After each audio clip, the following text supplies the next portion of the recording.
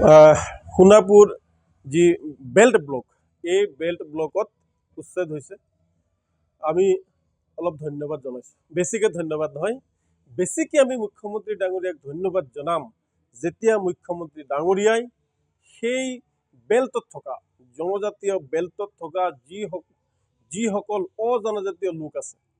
যিসকলৰ ডাঙৰ ডাঙৰ ইণ্ডাষ্ট্ৰী আছে যিসকলৰ ইটা ভাটা আছে যিসমূহ চিমেণ্ট ফেক্টৰী আছে সেইসমূহ যেতিয়া উচ্ছেদ হ'ব মুখ্যমন্ত্ৰী ডাঙৰীয়াক আমি মানে লাখ লাখ ধন্যবাদ জনাম কিন্তু যদি মুখ্যমন্ত্ৰীয়ে ভাবিছে যে এইটো অকল নিয়াক উচ্ছেদ কৰিছোঁ তেতিয়াহ'লে জনজাতীয় লোকসকলক লৈ ৰাজনীতি খেলাৰ বাবে 2026 চনত এই জনজাতীয় লোকসকলৰ ভোট বিজেপিমুখী হোৱাৰ কাৰণেহে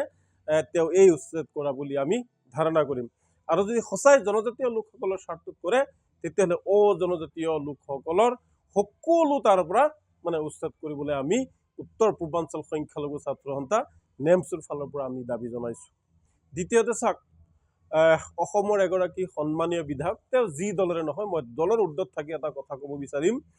যে বিধায়ক আশ্ৰাবুল হুছেইন সন্মানীয় বিধায়ক আশ্ৰাবুল হুছেইনক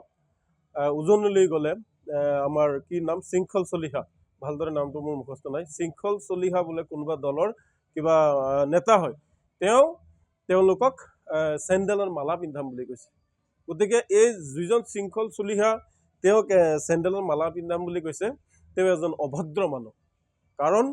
এজন গণতান্ত্ৰিক দেশৰ এটা সাংবিধানিক দেশৰ ৰাইজৰ দ্বাৰা ভোটাৰৰ দ্বাৰা নিৰ্বাচিত এগৰাকী বিধায়কক সন্মানীয় বিধায়কক যেতিয়া জোতাৰ মালা চেণ্ডেলৰ মালা পিন্ধাম বুলি কয়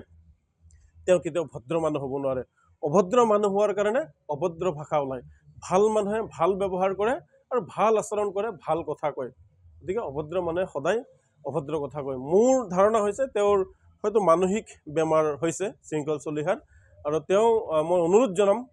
তেওঁ অসমৰে যিহেতু বাসিন্দা তেওঁ তেজপুৰ মানসিক চিকিৎসালয়ত আহি চিকিৎসাধীন কৰিব লাগে আৰু যদি ইয়াত থকা মেলাৰ কিবা সুবিধা কৰিব দিলেগে মই সুবিধা কৰি দিম